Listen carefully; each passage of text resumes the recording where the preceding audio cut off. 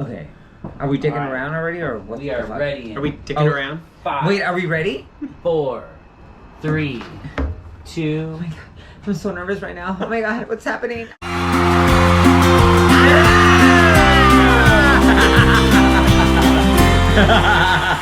And we are back! Hello! Okay, so... Welcome to a Kiki with Kickxy and Disco. You forgot your fucking name, bitch? Yes! I'm stone cold sober, that's the problem. Oh my god, and I'm fucking wasted. A fucking wreck. Destroying my life. Yeah. Destroying my life. Yeah. Well, welcome, bitches. Welcome. Welcome to another Kiki with Disco and Kickxy. And it is officially Pride Weekend in San Diego. Yes, it is. We did a little show today. Yeah, we For the what was it? California Equality. Equality California. Equality. Sorry, my dyslexic brain. Yeah, it's fine. Let's redo that. Where were we? We're keeping that in. So we just did a show with Equality California at one of the local restaurants here, and it was a good time. We were at raised some money. Inside Out. Raised some money. And this is what I want to talk about. I saw a meme online the other day, and it made me think about something. Was remember when? So I started doing drag in 1998. So if anyone can do that math, I started when I was 18. I just started college, and I was in Huntington, West Virginia. It is a small little university town in West Virginia. Yes. Marshall University, and so I was living there, and like all young gays, we do drag in Halloween. Yeah, Yes. that's when I started. And actually, the first time I did drag, I did Patsy from Absolutely Fabulous. You know, the crazy bitch with like the blonde hair. Yeah. So that was like my first drag moment. And then I was just hooked. I started doing drag at this bar called the Driftwood. Cody Collins, who is like the =1, I don't know if she still does drag or not, so sorry Cody, the =1 like Reba impersonator. Stephen Wayne, who is the a Cher impersonator in La Cage in Vegas for like years and years and years, is still doing that. So I grew up with like all these like East Coast legend queens. I don't know. Like, it was a lot of fun. You know, the first time that I started doing drag, which was 2009, and it was Halloween as well. Mm-hmm. And I did Mystique from the X-Men. Of course, you know, of course you would. Mm-hmm. But to start that at that time in 1998. Yeah, it was kind of it was a strange time, because it was actually in this little town, there was 3 drag bars. There was like the dance bar, our bar, which was kind of like the Driftwood was kind of like the scuzzy bar, and then there was the Polo Club. There's always the skeezy bar. Yeah, so of course I started there. After COVID, all these baby queens came out, and I was just like, oh my god, who are they? It was like someone put water on a gremlin, bitch. Yes. Like, after midnight. But like, doing something at that time that was not as accepted. That was before Drag Race. That was before before like anything that was accepted. If you do drag, even at this day and age, like if you do drag and you meet someone, most men or most guys are like, oh, you do drag, you're not like appealing, you're not masculine, you're not good enough. Right. Back then, like, you don't tell, like, I never told anybody, like, until I got to know somebody.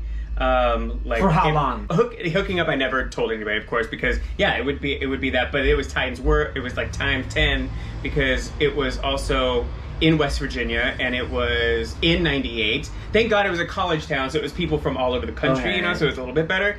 But it was definitely looked down upon.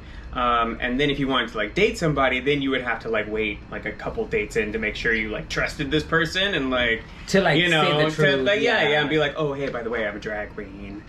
So what is one of your favorite memories of that time? Like 98, 99, 2000. Like, what is one of your favorite memories? Like, my favorite memory, I think, from back then was like, because I was on the East Coast, like, in 98, I went to the Miss Gay USA at Large pageant, and me and some friends got in a car, and we drove down to Dallas, Texas, and got a hotel room and went to the pageant in 98, and like, I got in like drag, and I felt all cute. Like my little dress that I got, like a 2-piece. It was red, like rhinestone bikini top, and then a red skirt that was like split up the side with rhinestone.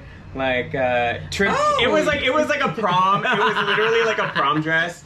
You've like met some girls from that time. Like I mean, obviously Gigi, our sister here in San Diego. I met her in 2002 when I moved from West Virginia to Fort Lauderdale. Okay. That's when I met Gigi, was a Glitz Glam. Latrice was also performing at that time in Fort Lauderdale, and she was like in the circle. Delta. Me and Delta never really met. Okay, so big question. I think she was Orlando. Oh, okay. That she was Orlando. Yeah. But big question: Did you and Gigi ever hook up? Fuck no.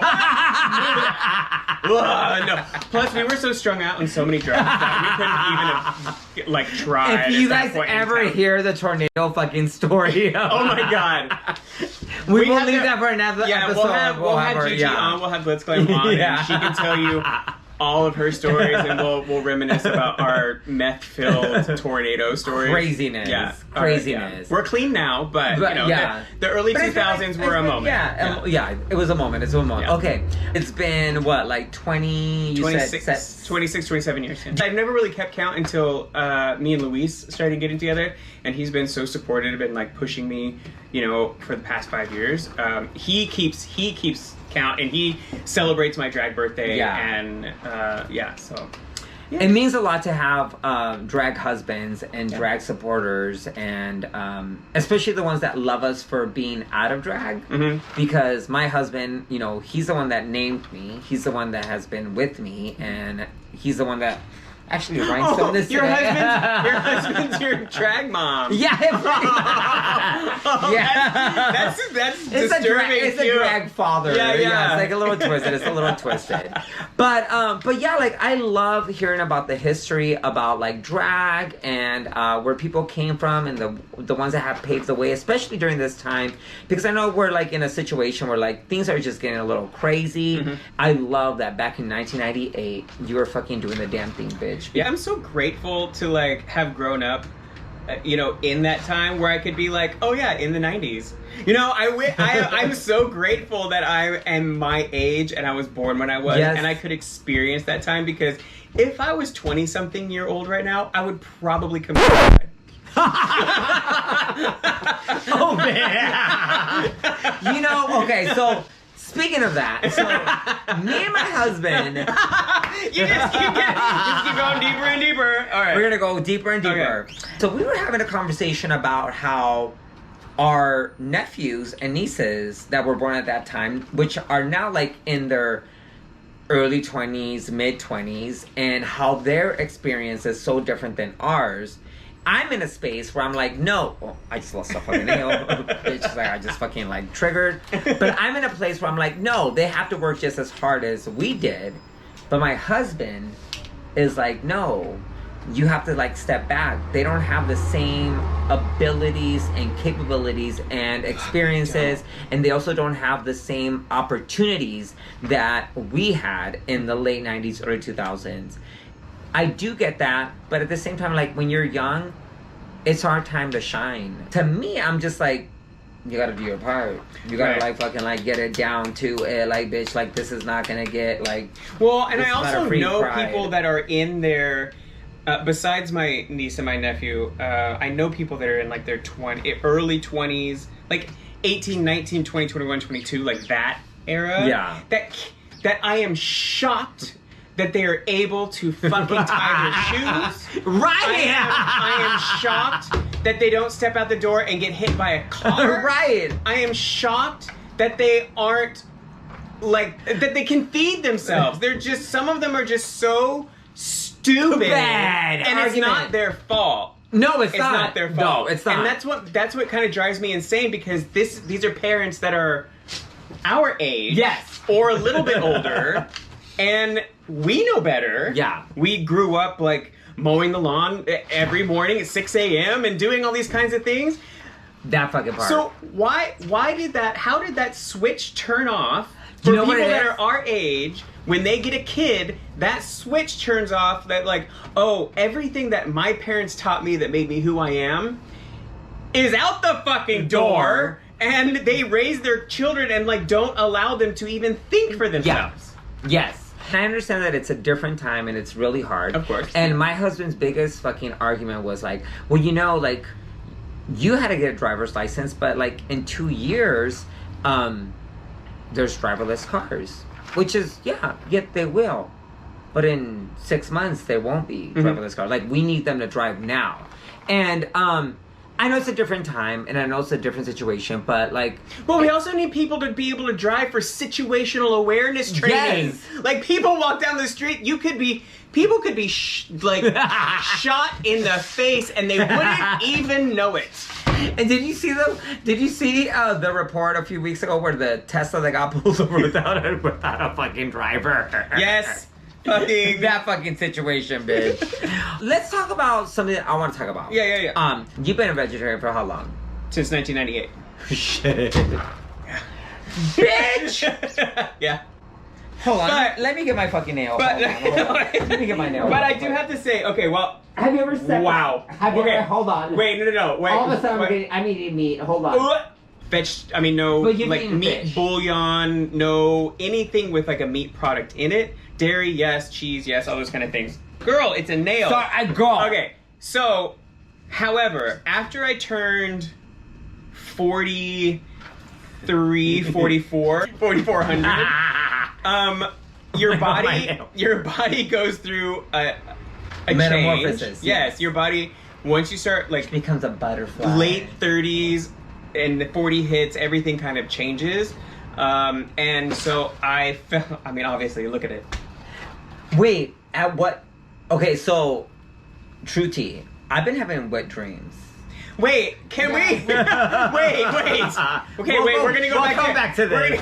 We'll come back to this. She's like a fucking squirrel on Adderall. Okay. I am. But when I turned 40, like 43, 44, there was big changes happening with my body that I knew about, and I knew that being a vegetarian was not getting me the nutrition that my body needed. From 98 to 43.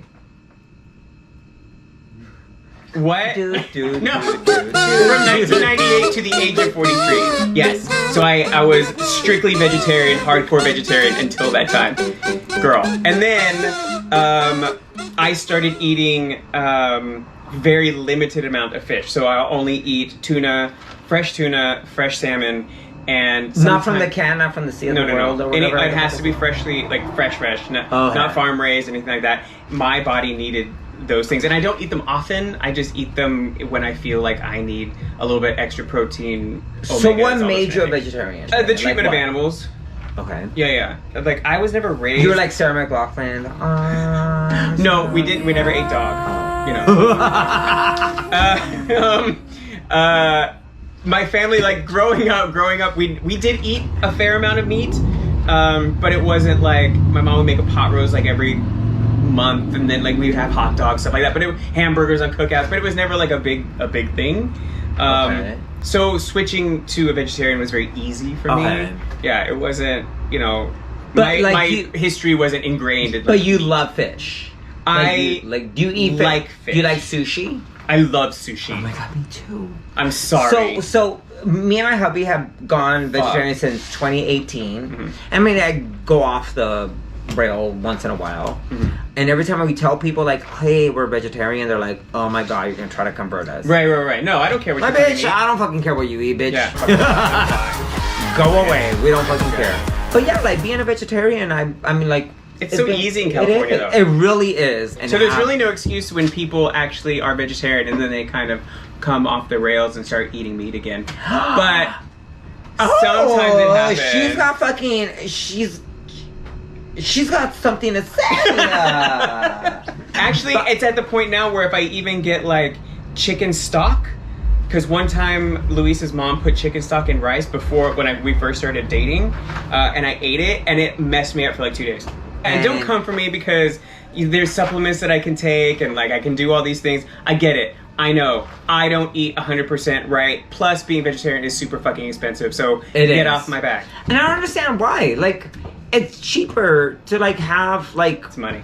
It's just yeah, so I they know. can do It's it. funny. It's funny. It is what it is. Yeah. But other than that, okay, so we talked about some shit, and we've been I really real. don't want to talk about your wet dreams. I am 43 now, and I've been having wet dreams the last couple of nights, and we'll leave it for the next episode. We'll leave it for the next episode. Okay.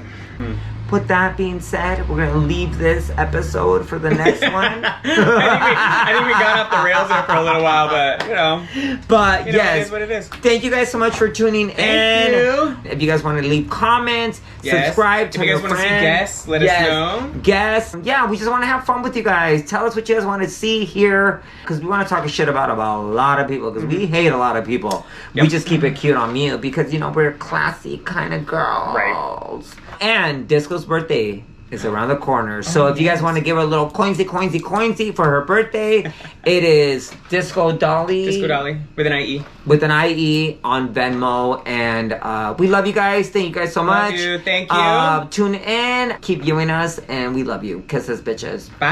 Bye, mama.